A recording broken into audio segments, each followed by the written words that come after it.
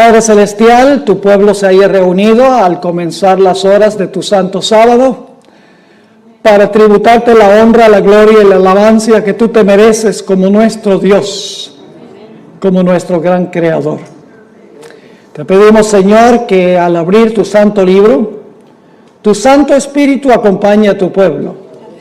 Acompaña especialmente a las visitas en nuestro medio, que puedan comprender el mensaje, recibirlo en el corazón y tomar la decisión de obedecer lo que tú nos enseñas.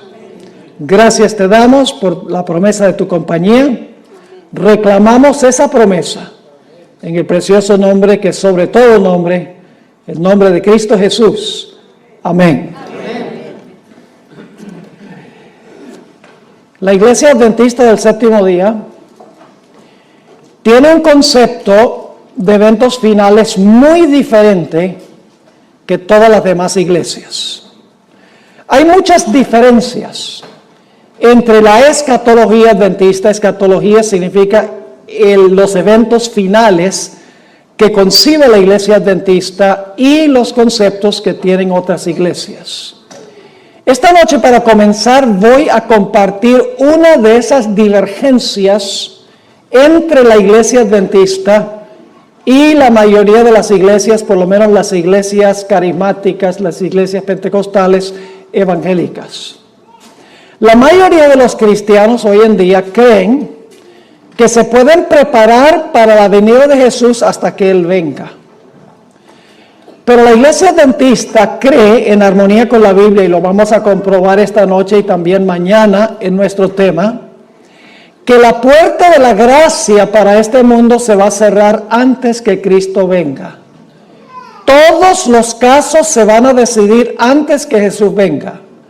Se va a cerrar la puerta de la oportunidad, se va a cerrar la puerta de la gracia. Luego va a pasar un periodo que se conoce como el tiempo de angustia. Y solo después del tiempo de angustia regresará Cristo en poder y gloria para reclamar a su pueblo. Es decir, la iglesia adventista, en armonía con la Biblia, enseña que si no estamos listos para cuando se cierre la puerta de la gracia, no vamos a estar listos para la segunda venida de Jesús. Ahora ustedes dirán, pastor, ¿a dónde enseña la Biblia este concepto? Antes de compartir 11 ejemplos de la Biblia, de los cuales vamos a estudiar algunos esta noche y algunos mañana, permítame mencionar que en todas las historias que vamos a examinar hay varios comunes denominadores, es decir, elementos que tienen estas historias en común. En primer lugar, en cada una de las historias hay un remanente fiel. En cada una de estas historias hay enemigos del remanente fiel. En cada una de estas historias hay un tiempo de angustia para el remanente fiel porque los enemigos quieren acabar con ellos, los aborrecen. En cada una de las historias encontramos que la fe de los fieles de Dios es severamente probada en el tiempo de angustia. En cada una de estas historias notamos que Dios se demora en responder a las oraciones de su pueblo, porque su pueblo ora que Dios por favor los libre de manos de sus enemigos, pero Dios no responde inmediatamente. Dios demora en responder a las plegarias de su pueblo. Y el último punto que tienen todas estas historias en común es que finalmente Dios interviene después de la demora para librar a su pueblo. Repito nuevamente los elementos que tienen en común estas historias. Número 1, un remanente fiel. Número 2, un enemigo o enemigos del remanente. Número 3, por la enemistad de los enemigos, el pueblo de Dios pasa por un terrible tiempo de angustia. Su fe es severamente probada. Dios no responde inmediatamente, demora en responder a las plegarias de su pueblo para que Dios los libre. Pero finalmente Dios interviene y libra a su pueblo del tiempo de angustia o la crisis por la cual estamos pasando. Ahora, la historia que ilustra mejor que cualquier otra historia este proceso que acabo de describir es una historia que encontramos muy temprano en la Biblia. Es una historia que encontramos en el libro de Génesis. Ahora, no voy a contar toda la historia porque no es posible cubrir todos los detalles. Tengo una presentación de 1 hora nada más sobre este punto específico, pero les voy a cubrir los puntos principales. Ustedes recuerdan que antes del diluvio Dios llamó a Noé para que predicara un mensaje al mundo antediluviano. Su mensaje dividió al mundo en 2 grupos. Los que aceptaron el mensaje, que fueron todos los miembros de su familia, y los que rechazaron su mensaje. Es decir, la predicación de Noé dividió a la raza humana en 2 grupos, los salvos y los perdidos. Cuando Noé terminó de predicar su mensaje, después de 120 años, algo extraordinario sucedió. Se encuentra descrito en Génesis 7 y el versículo 16. Génesis 7 y el versículo 16. Dice allí, ¿qué sucedió cuando Noé terminó su predicación? Hablando de los animales que vinieron al arca, dice, y los que vinieron, macho y hembra de toda carne vinieron, como le había mandado Dios, y Jehová le cerró la puerta. ¿Qué hizo Jehová? Cuando Noé terminó de predicar, Jehová le cerró la puerta. Y apenas se cerró la puerta, comenzó a llover. No. Eso no lo dice la Biblia. Yo pregunto, ¿pasó un tiempo entre cuando se cerró la puerta y cuando comenzó a llover y vino la destrucción? ¿Cómo no? Ahora, durante ese tiempo, ¿los que estaban perdidos se podían salvar? ¿Y los que se salvaron se podían perder? ¿O todos los casos estaban decididos cuando se cerró la puerta? Todos los casos estaban decididos cuando se cerró la puerta. La destrucción sencillamente destruyó a los que estaban afuera cuando se cerró la puerta. ¿Me están entendiendo? Ahora, hablemos unos momentos de lo que sucedió durante el periodo entre cuando se cerró la puerta y todos los casos estaban decididos y cuando vino la destrucción o comenzó a llover. Yo pregunto, ¿creen ustedes que los que estaban dentro del arca, su fe fue severamente probada por cada día que pasó? ¿Hubo una demora en Dios responder? Sí. ¿Cómo no? Imagínense, pasa un día, cielo azul. 2 días, ni una gota. 3 días, radiante el día. 4 días, 5 días, 6 días, 7 días. Porque pasaron 7 días, el 8º día fue cuando comenzó a llover. Y los que estaban afuera, ¿cómo se portaron durante esos 7 días? ¿Creen que cada día se portaron peor que el día anterior? Sí. Lógicamente, los enemigos estaban afuera burlándose de los que estaban adentro y los de adentro, su fe estaba siendo severamente ¿qué? Probada. Los que estaban afuera burlándose no sabían que estaban perdidos y los que estaban adentro sabían por la promesa de Dios que iban a ser preservados, pero hubo una demora en Dios intervenir para librarlos. Es decir, hay un periodo de tiempo entre cuando se cierra la puerta, termina la predicación, ya nadie se puede salvar, y cuando finalmente viene la destrucción. Ahora ustedes dicen, ¿pero será que al final de la historia va a pasar lo mismo? Vamos a ver lo que dijo Jesús.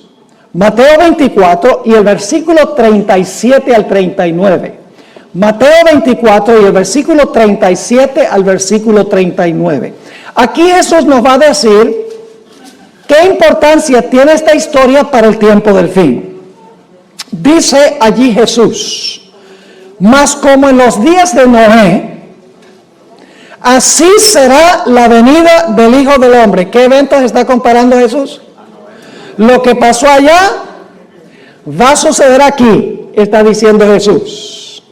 Sigue diciendo, porque como en los días antes del diluvio, estaban comiendo y bebiendo, casándose y dando en casamiento, es decir, estaban llevando a cabo su vida rutinaria. Ahora viene una palabrita muy importante, hasta, es una palabra que marca un momento de tiempo, dice, estaban haciendo esto hasta el día en que Noé, ¿qué? Entró en el arca. Pero ahora fíjense lo que sigue diciendo. Y no entendieron, ¿quiénes no entendieron? Los que estaban afuera, muy bien. Y no entendieron hasta que vino el diluvio. ¿Qué no entendieron entre cuando se cerró la puerta y vino el diluvio? Los que estaban afuera, ¿qué no entendieron? ¿Qué no supieron? Que estaban perdidos, pero siguieron viviendo durante ese periodo. Dice, hasta que vino el diluvio y se los llevó a todos, y luego dice, así será también la venida del Hijo del Hombre. ¿Se va a cerrar la puerta de la gracia antes que Jesús venga? Seguro. En el mundo va a haber un grupo de personas que no van a saber que están perdidos. Va a haber un grupo cuya fe será severamente probada. Pasará el pueblo de Dios por un tiempo angustioso donde sus enemigos se van a burlar de ellos. Finalmente Dios intervendrá para librar a su pueblo cumpliendo su palabra. ¿Cómo no? Ahora permítame ilustrarlo de otra forma. Jesús dijo que Él iba a venir como ladrón en la noche. Compara su venida con la venida del ladrón en la noche. Ahora, mucha gente, inclusive creo yo la mayoría de los adventistas, creen que la venida de Cristo como un ladrón es la segunda venida de Jesús. Pero la venida de Jesús como ladrón no es la segunda venida de Cristo. Permítame ilustrar lo que quiero decir. Es una noche muy fría en San Diego. Yo me imagino que ustedes tienen noches bien frías aquí de vez en cuando, ¿verdad? En diciembre, en enero posiblemente, donde sopla el viento y está frío, entra esa neblina del Pacífico. ¡Wow! Y han trabajado todo el día y llegan a la casa, se comen una buena cena, se sientan en la silla favorita a ver las noticias en la televisión, se quedan como medio dormidos y dicen, me voy a ir a acostar porque estoy cansado.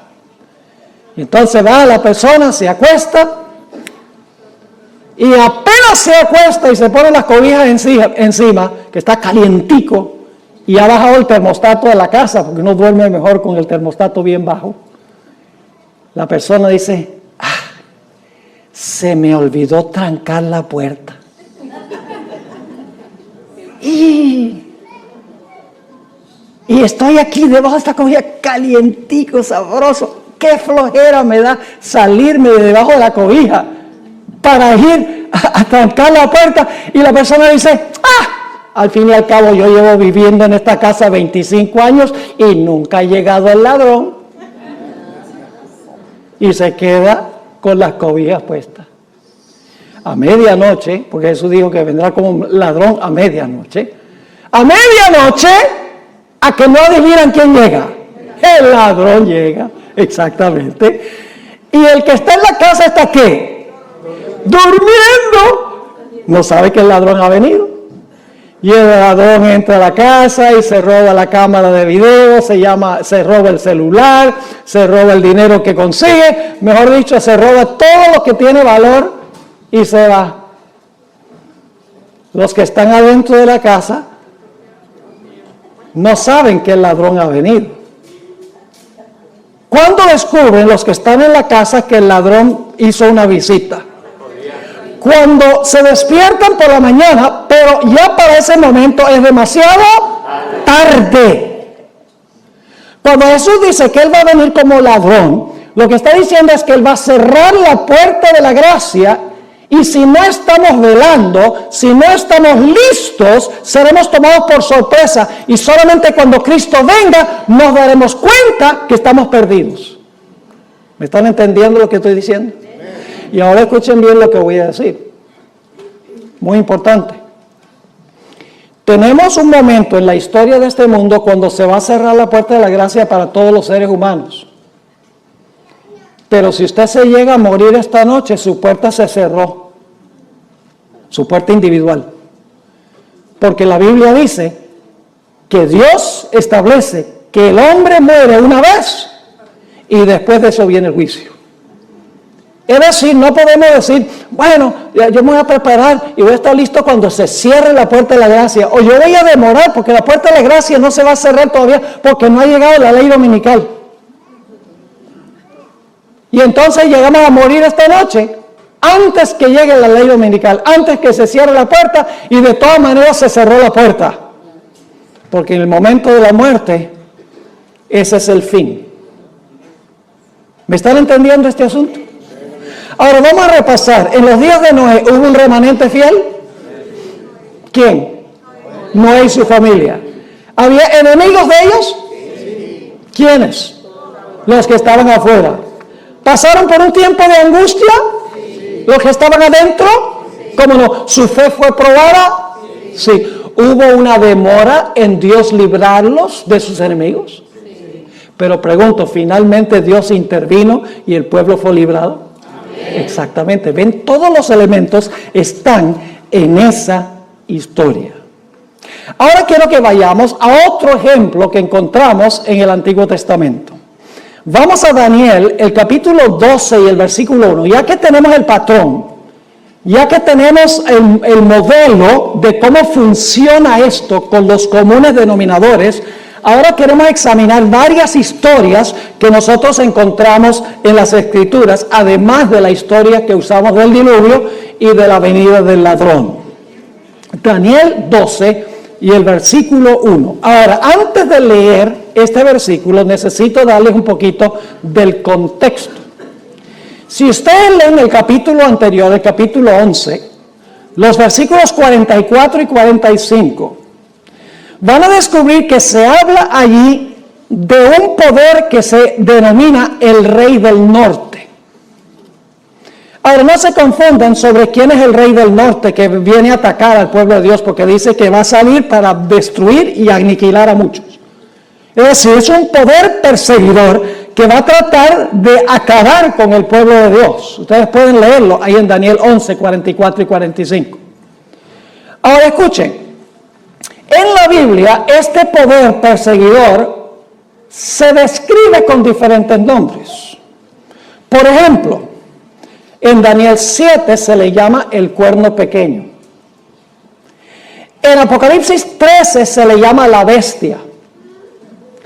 En 2 de Tesalonicenses 2 se le llama el hombre de pecado. En 2 de Tesalonicenses, en Mateo 24 se le llama la abominación asoladora. En Apocalipsis 17 este poder se le llama la ramera.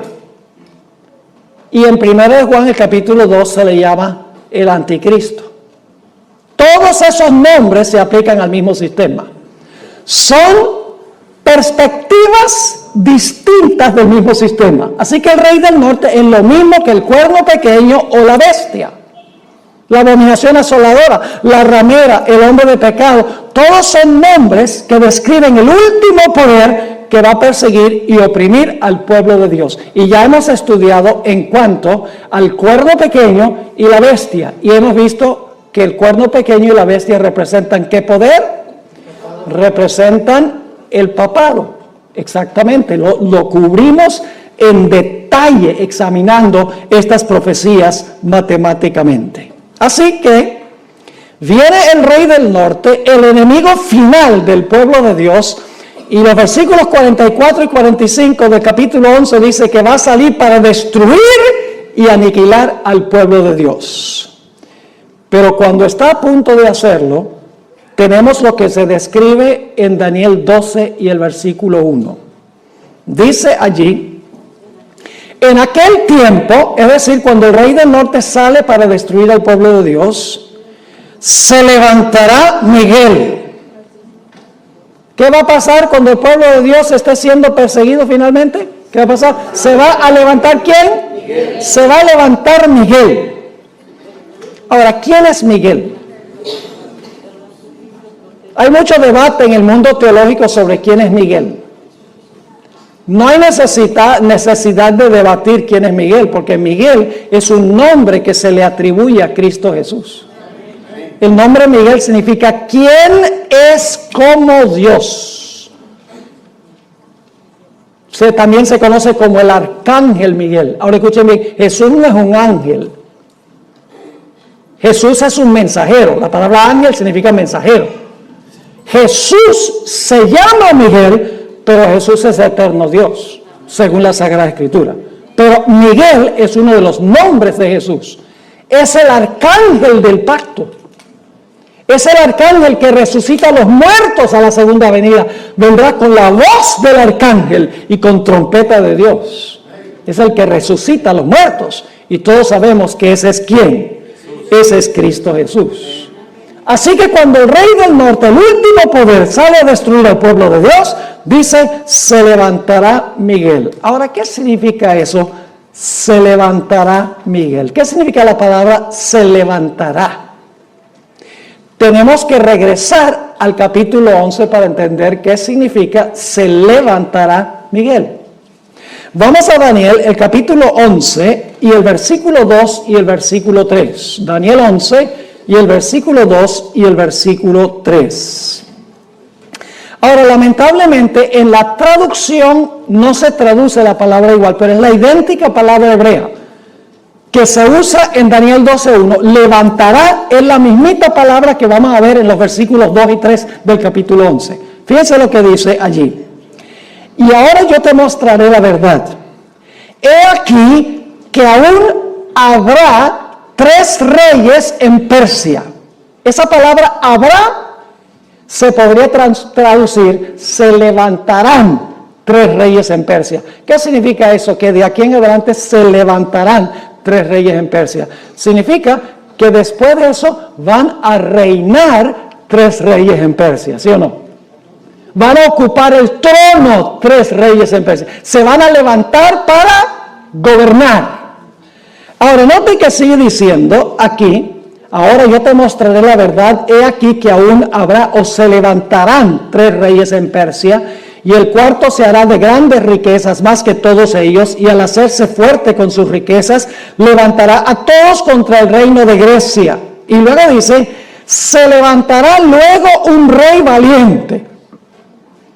Esa palabra levantará es la mismita palabra que se usa en Daniel 12:1. ¿Qué significa eso? Que se levantará luego un rey valiente. Significa que un rey valiente va a comenzar ¿a qué? A reinar o a gobernar. Así que dice, el cual dominará con gran poder y hará su voluntad. Así que, ¿qué significa cuando dice que Miguel se levantará? Significa que Miguel va a comenzar a reinar. ¿Me están entendiendo lo que estoy diciendo? Ahora escuchen bien. ¿Qué es el reino de Cristo? Generalmente nosotros pensamos del reino de Cristo en términos geográficos. Decimos, el reino de Cristo es este mundo, es este planeta. Pero ¿saben lo que es el reino de Cristo? El reino de Cristo se compone de los sujetos de su reino, de los fieles que pertenecen a su reino. Ahora yo pregunto, ¿cómo se determina quién es un fiel miembro del reino de Jesús? ¿Cuándo se determina quiénes son fieles miembros del reino de Jesús? Se determina en otra doctrina que en realidad ninguna iglesia enseña, sino la iglesia adventista. Se determina en el juicio investigador antes de la segunda venida de Jesús. Antes que Jesús venga, se van a investigar los casos de todos los que profesaron el nombre de Jesús. Todos los que dijeron seguir a Jesús, se van a examinar sus casos para ver si su profesión es genuina o no. Y usted dice, ¿por qué se va a hacer eso? Bueno, déjame preguntarles, ¿en la iglesia hay trigo y cizaña? ¿Sí? ¿La cizaña se parece al trigo? ¿Las cizañas son personas que profesan servir a Jesús? Entonces, ¿en algún momento hay que distinguir entre el trigo y la cizaña? ¿En la iglesia hay vírgenes sabias y vírgenes fatuas? ¿Las fatuas también profesan seguir a Jesús? Sí. Tienen lámparas y las lámparas tienen aunque sea un poquito de aceite. Lo que no tienen es aceite extra. Yo pregunto, ¿en la iglesia hay buenos peces y malos peces? Sí. Jesús usó la parábola de la pesca. Y nosotros somos los pescadores, el barco es la iglesia y el tirar la red es la predicación del evangelio. Y cuando usted tira la red, usted pesca solo pececitos buenos. No. En la iglesia hay peces buenos y peces malos. ¿Hay que hacer alguna separación? Yo no les voy a contar la historia, pero cuando yo crecí en Venezuela, íbamos a una isla que se llama Margarita, en vacación, nosotros la familia, y nos gustaba ir a una playa que se llamaba El Tirano, a donde entraban los pescadores tempranito por la mañana. ¿Y sabe qué hacían? Llegaban a la playa con las redes, y las redes tenían toda clase de animal marino. Tenían tiburones pequeños, estrellas de mar, tenían pulpos, tenían un pez así con una cabeza bien grande, con un cuerpo así delgadito, le dicen sapo allá, que tenía unas púas así venenosas, era como un bagre. Y los pescadores se sentaban en la orilla y tenían una canasta para los peces buenos y otra canasta para los peces malos, o por los animales marinos malos. Había que hacer una obra de ¿qué? De separación. La red del evangelio reúne peces buenos y peces malos, pero en el juicio Cristo examina para ver quién es quién. Yo pregunto, ¿en la iglesia hay personas que tienen apariencia de piedad, pero en realidad no tienen el poder de la piedad? Lo dice el apóstol Pablo. Yo pregunto, ¿inclusive hay ministros que se disfrazan como ministros de justicia? El apóstol Pablo lo dice. Yo pregunto, hay personas inclusive que dicen Señor, Señor, y echan demonios, y dan profecías, y hacen milagros, que Jesús va a decir, yo no los conozco a ustedes, apartados de mí, obradores de maldad. ¿Entienden por qué Cristo tiene que hacer una obra de separación antes de la segunda venida? Él tiene que demostrar quiénes son súbditos de su reino antes de regresar. Y cuando haya mostrado en el juicio quiénes en verdad son miembros de su reino está completo y se cierra la puerta de la gracia. Así que el levantarse de Miguel, que se menciona aquí, sencillamente significa que Jesús ha terminado su obra de juicio en el santuario celestial. Todos los casos están decididos para vida o para muerte. Y ahora Jesús se va a levantar para reinar sobre su reino, porque su reino, sus súbditos están ¿qué? Completos. Pero yo pregunto, ¿los súbditos de Jesús van a pasar por un tiempo de angustia aún cuando se cierre la puerta? Vamos otra vez a Daniel 12:1 para que ustedes vean. Dice, en aquel tiempo se levantará Miguel porque su reino está completo. Se ha mostrado quiénes son los súbditos de su reino en el juicio. Dice, el gran príncipe que está de parte de los hijos de tu pueblo, es decir, es el defensor de su pueblo. ¿Y qué va a suceder? Después que se levanta, después que se cierra la puerta, que Cristo comienza a reinar, ¿qué va a suceder?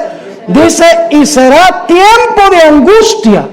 ¿Va a pasar el pueblo de Dios por el tiempo de angustia? ¿Sí o no? Según este texto, el pueblo de Dios va a pasar por el tiempo de angustia. ¿Qué enseñan hoy las iglesias evangélicas? Enseña que cuando Cristo venga en el rapto, se va a llevar a todos los fieles al cielo. Y aquí van a quedar nada más los judíos para sufrir, como si no han sufrido suficiente ya. Para ellos, el pueblo de Dios no va a pasar por el tiempo de angustia, y por lo tanto, cuando se encuentren en el tiempo de angustia, no van a tener la fe necesaria para pasar por ese periodo. Porque si usted no cree que va a pasar por un tiempo de angustia, usted no se va a preparar.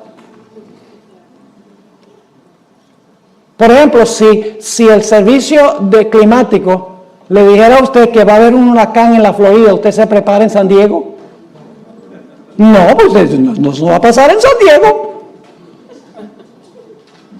¿Me están entendiendo lo que estoy diciendo? Si usted no cree que va a pasar por el tiempo de angustia, ¿para qué se va a preparar para ese evento? La mayoría de los seres humanos serán tomados por sorpresa durante el tiempo de angustia sin ninguna preparación, y muchos adventistas también. Así que dice, será tiempo de angustia, cual nunca fue desde que hubo gente hasta entonces. Ah, pero aquí viene la buena nueva. Sí, el pueblo de Dios va a pasar por el tiempo de angustia, pero Cristo se va a levantar para defender a su reino. Porque dice, pero en aquel tiempo será que libertado tu pueblo, todos los que se hallen escritos, ¿dónde? Todos los que se hallen escritos en el libro. ¿Cuándo fue que fueron confirmados en el libro? ¿Cuándo fueron confirmados en el libro? ¿Creen ustedes? Durante el juicio. Eso demuestra que hubo un juicio. Y se confirmó su nombre en el libro de la vida. Y usted dice, pastor, ¿se confirmó? Sí, porque cuando nosotros recibimos a Cristo Jesús como Salvador personal, cuando profesamos a Jesús, Jesús anota nuestro nombre en el libro de la vida. En ese momento Jesús no se pone a mirar si la profesión es genuina o no. Sencillamente acepta nuestra palabra, de que vamos a seguir a Jesús, vamos a hacer cielo a Jesús, y Jesús anota el nombre en el libro de la vida. En el juicio se examina la vida de la persona para ver si su profesión es genuina o no. Yo pregunto, una vez que una persona ha sido perdonada, ¿se le puede revocar el perdón? ¿Una persona puede ser salva y luego perder la salvación? Las iglesias, muchas iglesias protestantes dicen, no, una vez salvo, siempre salvo. La Biblia no enseña eso. ¿Te recuerda la parábola de los dos deudores? Parábola interesante esta de los dos deudores. Había un hombre que debía 10,000 talentos, una suma que era imposible pagar. Había desfalcado los fondos del dueño, es decir, le había robado a su maestro, a su amo. Y el amo dice, ven acá, este es el juicio, ven acá. Y examina y dice, mira, tú me debes 10,000 talentos, págame. Dice, yo no tengo con qué pagar, dame tiempo y te pago. ¿Qué tiempo? Aunque te dé 1,000,000 de años, no tienes para pagar eso. Es una deuda impagable. Y el hombre llora y clama y dice, por favor, perdóname la deuda, o dame tiempo, yo pago la deuda. Finalmente, como clama al dueño, el dueño le dice, mira, voy a hacer algo mejor, porque tú clamaste por misericordia y yo te voy a perdonar la deuda. Y él dice, ¿así nomás? Sí, porque clamaste a mí, la deuda queda cancelada. ¡Wow! Este hombre dice, fabuloso. Y sale saltando del lugar, sale contento. Me perdonó una deuda que yo no podía jamás pagar. Y cuando sale por la puerta encuentra un individuo que le debe 100 denarios. El equivalente de 100 días de trabajo. El jornal era un denario. Y se lo encuentra y le dice, mira, tú me debes 100 denarios, págamelos. Y este individuo hace lo mismo, clama y dice, ay, por favor, dame tiempo que yo te lo pago. Y dice, ¿qué tiempo? Págame ahora. Y dice la Biblia que lo agarró por el cuello y lo estaba ahorcando para que le pagara los 100 denarios. Pues resulta que los siervos del amo, que representan los ángeles, fueron allá y le dijeron al Señor, mire, ¿sabe lo que pasó con ese hombre que tú perdonaste esa deuda que él no podía pagar? Él se encontró un compañero que le debía dinero que se podía pagar y no lo quiso perdonar. Y el Señor dice, tráigame a ese reo acá. Y lo trae. Y le dice, tú no eres el que yo te perdoné una deuda grande que tú no podías pagar porque clamaste a mí. Ah, sí, como no, muchas gracias. Y dice, ¿qué es esto que yo oigo de ti? Que si yo te perdono una deuda grande que no podías pagar porque clamaste a mí, tú no eres capaz de perdonarle una deuda a uno que te debe mucho menos porque clama a ti. Perdona nuestras deudas como nosotros perdonamos a nuestros deudores. Y dice que le revocó el perdón. Le revocó el perdón y lo mandó a la cárcel hasta que pagara todo lo que debía y seguro murió en la cárcel. ¿Están entendiendo? Ese hombre tenía lágrimas de cocodrilo. Él no estaba arrepentido por haberle robado a su amo. Estaba triste por el castigo que le iba a tocar. Y se demostró por la forma en que trató a sus semejantes. ¿Están entendiendo este asunto? Así que, mis queridos hermanos y hermanas, Cristo va a librar a su pueblo, todos los que están escritos en el libro, cuyos nombres son confirmados en el libro, en el juicio, a donde se examina a cada profeso seguidor de Jesús. Ahí está en Daniel 12 y el versículo 1. Ahora, quiero que recuerden la palabra libertado. En aquel tiempo será libertado tu pueblo. Mañana vamos a hablar un poquito más de esta palabra. Saben que en Daniel, la palabra libertado se encuentra solamente en 3 capítulos de Daniel. En Daniel 12:1, que leímos. En Daniel 3, los jóvenes que fueron echados al horno de fuego. Y en Daniel 6, cuando Daniel fue echado al foso de los leones. Los únicos lugares en el libro de Daniel a donde se usa la palabra librado o librar. Entonces debe haber una conexión entre Daniel 12:1 y Daniel 3 y Daniel 6. ¿Están conmigo hasta ahora? Ahora vamos a otra historia de la Biblia. Recuerden nuevamente los elementos comunes. Un remanente que fiel.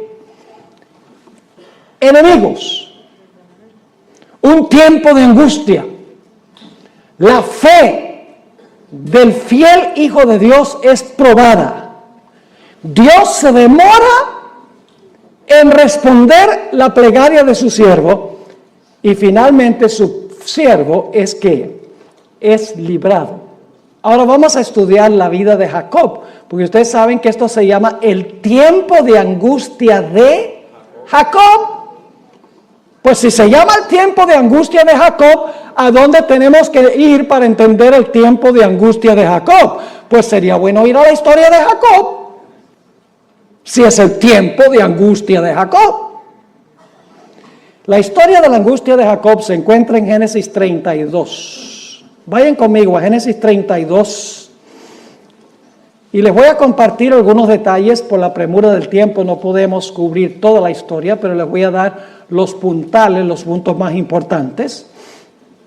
En esta historia, Jacob estaba regresando a su hogar después de 20 años de ausencia por haber engañado a su padre y robado la primogenitura a su hermano.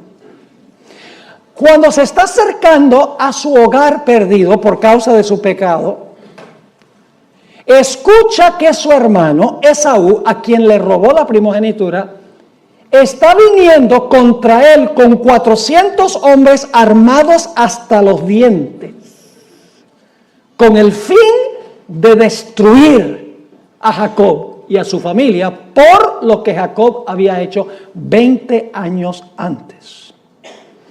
Jacob temía que su pecado había sido tan grande que Dios no le podía garantizar protección, que su pecado era tan inmenso ante la vista de Dios que Dios no iba a poder cumplir su pacto para con él y protegerlo de la ira de su hermano. Y por lo tanto nos dice la historia que Jacob fue a la orilla del arroyo de Jaboc y allí vació su corazón en oración a Dios. Pidió a Dios 2 cosas. 1, dame la seguridad del perdón. Dame la seguridad de que tú me aceptas, de que mi pecado ha sido perdonado. Y luego dice, con esa certeza, dame la seguridad que tú vas a protegerme de la enemistad de mi hermano, que viene con los 400 hombres con la intención de destruirme junto con mi familia. Vamos a leer la historia, como se encuentra en Génesis 32, 9 al 11. Aquí se describe la oración de Jacob. Y aparece otra vez la palabra clave. Dice allí, y dijo Jacob, Dios de mi padre Abraham, y Dios de mi padre Isaac, Jehová, que me dijiste, vuélvete a tu tierra y a tu parentela, y yo te haré bien. Y luego noten lo que dice Jacob. menor soy yo que todas las misericordias y que toda la verdad que has usado para con tu siervo. Jacob está diciendo, Señor, yo no soy digno de que tú me perdones ni de que tú me aceptes. Y luego sigue diciendo, pues con mi cayado pasé este Jordán y ahora estoy sobre 2 campamentos. Y luego, ¿cuál es la palabra del versículo 11? ¿De quién? De la enemistad del hermano. ¿Tiene Jacob un enemigo, sí o no? Sí. Él es el remanente fiel. Él tiene un enemigo. Está pasando por un tiempo severo de angustia, vaciando su oración a Dios para tener la certeza del perdón y la protección de Dios contra su enemigo. Sí. ¿Dios contesta la oración inmediatamente? No, eso lo vamos a ver en un momento, pero finalmente Dios interviene y lo libra de la ira de su hermano. Vamos a notar que cuando Jacob está a la orilla del arroyo Jaboc, de repente viene un individuo y empieza a luchar con él. Y él cree que es un enemigo y empieza a luchar con este misterioso personaje. Cuando estaba muy cerca de la mañana se dio cuenta que no estaba luchando con un mero ser humano, que estaba luchando con el ángel del pacto, estaba luchando con Jesús. Lo vamos a ver en unos momentos. Estaba luchando con Jesús. Y cuando estaba por amanecer, Jacob le dice a este personaje, Señor, dame la seguridad del perdón. Dame la seguridad que me vas a proteger de la ira de mi hermano, que no vamos a perecer. Y el ángel le dice, suéltame, que amanece. Me voy. ¿Y qué hace Jacob? Jacob dice, nada de eso. Se aferró de él y dijo, no te soltaré hasta que me bendigas. Y luego, otra vez el ángel dice, suéltame, porque amanece. Jacob dice, no way. No te soltaré hasta que me des la certeza del perdón y que tú me vas a proteger de manos de mi enemigo. Y nos dice la historia que en ese lugar el ángel bendijo a Jacob. Y luego le cambió el nombre porque su carácter había cambiado. Dios le dijo, tu nombre no será más llamado suplantador. Jacob significa suplantador, alguien que procura robarle el puesto a otro. Sino que tu nombre será llamado Israel, porque has luchado con Dios y con los hombres y has prevalecido. Leamos la historia como se relata en Génesis 32, 24 al 30. Génesis 32 y el versículo 24. Así se quedó Jacob solo y luchó con él un varón hasta que rayaba el alba. Y cuando el varón vio que no podía con él, tocó en el sitio del encaje de su muslo y se descoyuntó el muslo de Jacob mientras que con él luchaba. Y dijo el personaje, déjame porque raya el alba. Y Jacob le respondió, no te dejaré si no me bendices. Y el varón le dijo, ¿cuál es tu nombre? Y él respondió, Jacob. Y el varón le dijo, no se dirá más tu nombre Jacob, sino Israel, que significa príncipe de Dios. Porque has luchado con Dios y con los hombres y has, ¿qué? Vencido. Entonces Jacob le preguntó y le dijo, declárame ahora tu nombre. Y el varón respondió, ¿por qué me preguntas por mi nombre? Y lo bendijo allí. Ahora, ¿quién fue este personaje con quien luchó Jacob toda la noche para tener la seguridad del perdón y la seguridad de la protección contra la ira de su hermano? La Biblia lo describe de dos formas. Noten el libro de Oseas, el capítulo 12 y el versículo 4, ¿con quién fue que luchó Jacob? Oseas 12 y el versículo 4. Interesante este texto, ¿verdad que sí? Dice, ¿venció a quién? Con el ángel, con Dios. ¿Jacob venció a quién?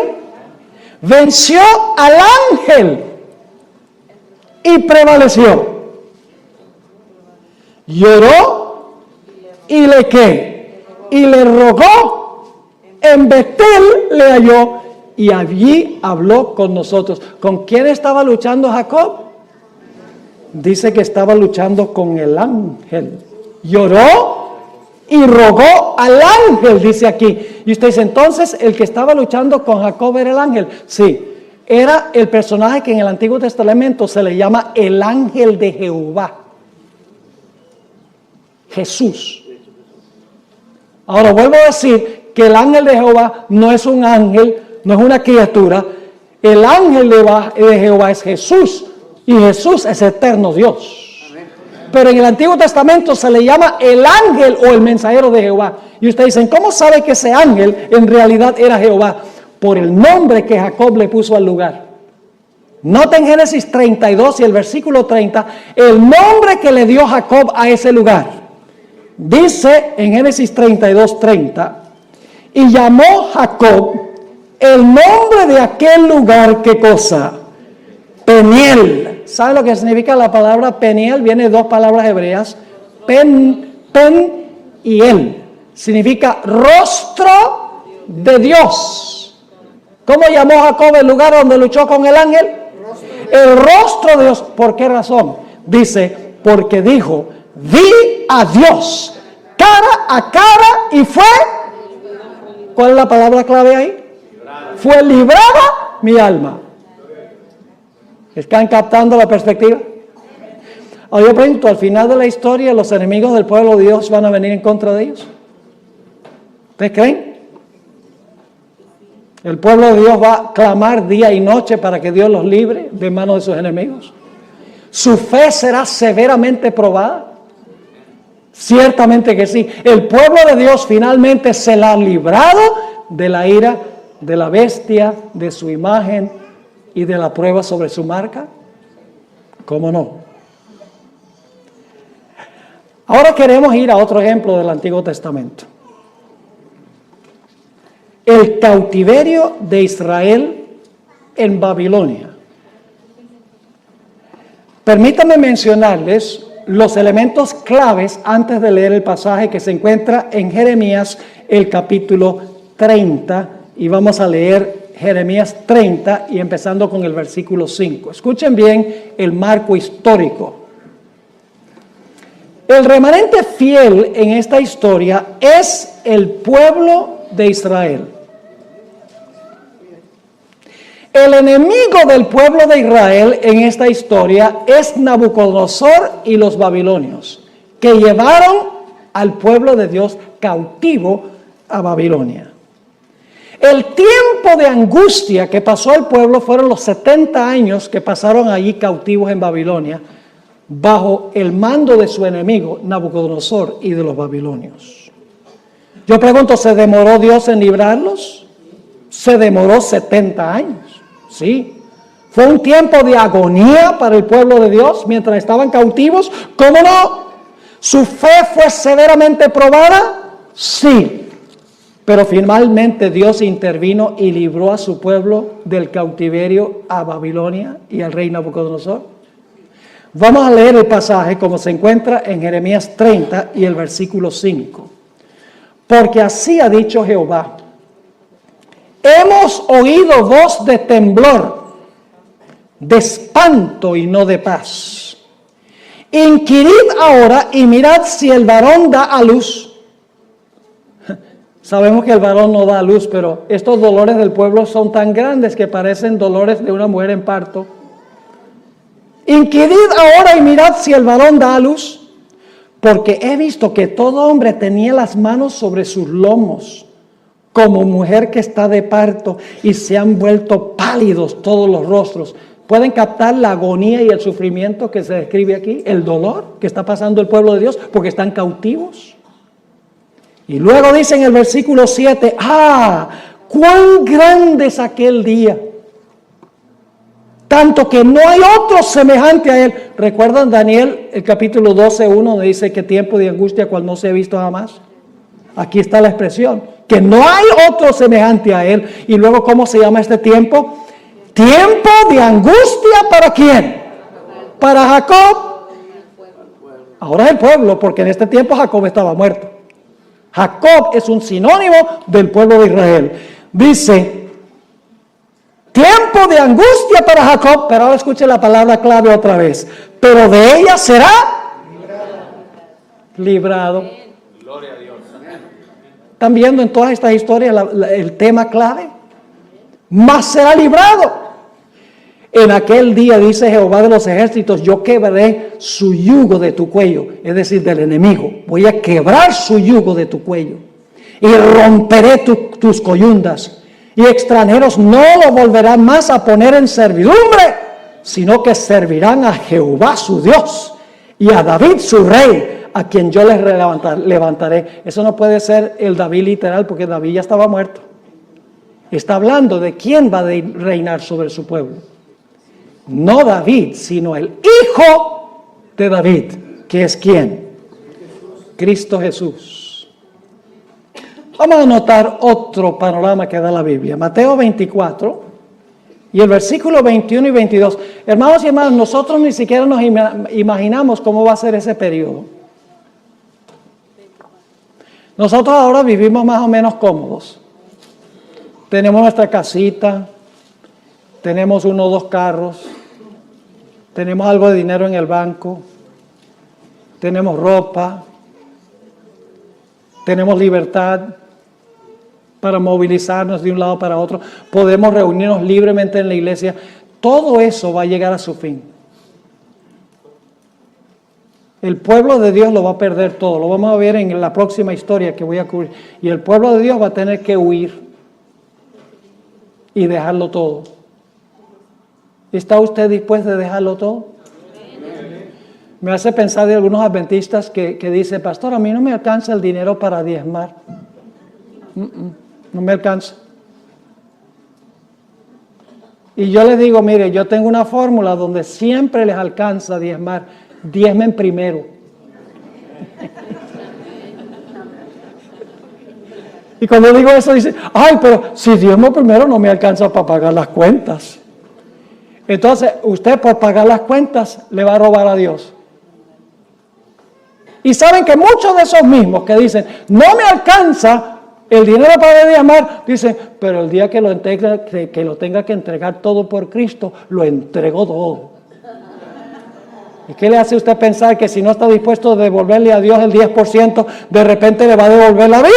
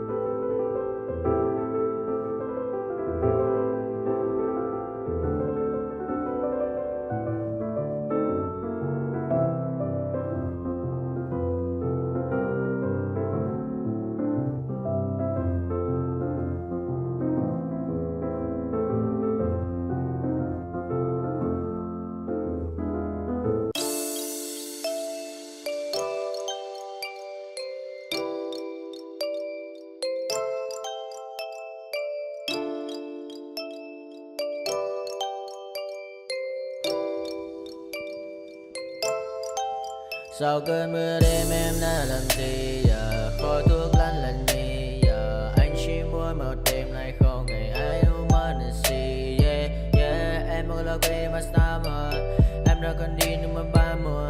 Anh không thể giữ em được bên mình. Bao nhiêu ngày sau đã ghen tình, bao nhiêu ngày mấy em đã quên rồi. Vẫn là con mãi nằm bên tôi, giờ chỉ còn mãi nằm mong trôi. Yeah, anh chẳng thể giữ để cho em nhiều điều. Có mấy con mất điều em mới không muốn, yeah. Em mới không muốn, yeah. Em nhớ muốn bên anh như khi em muốn mơ bên anh. Em nhớ muốn say, yeah. Để mơ mà em cần anh, yeah. Bao năm mê mơ chỉ cần ai sai đến anh ai. Em không muốn mai chỉ cần ai. Bao năm sau và em muốn đêm nay em đã trôi, đã biến qua cảm xúc như cơn mưa kia đang đến tôi. Đã mệt mà đi mà đôi mắt em thật u sầu, mà đi đôi mắt em thật màu nâu. Và anh muốn ôm em thật chặt vào trong khu phố, anh ôm lấy một tay em không thể thắng dần. Như cơn mưa anh không ngần lại, yeah. Em đã đi xa đi mất, yeah. Chỉ còn này anh qua đêm cất, yeah. Nỗi buồn như anh không ngờ như em, yeah. Ta không bên nhau xa rồi, chỉ còn cơn mưa kia đang nhạt trôi. Và em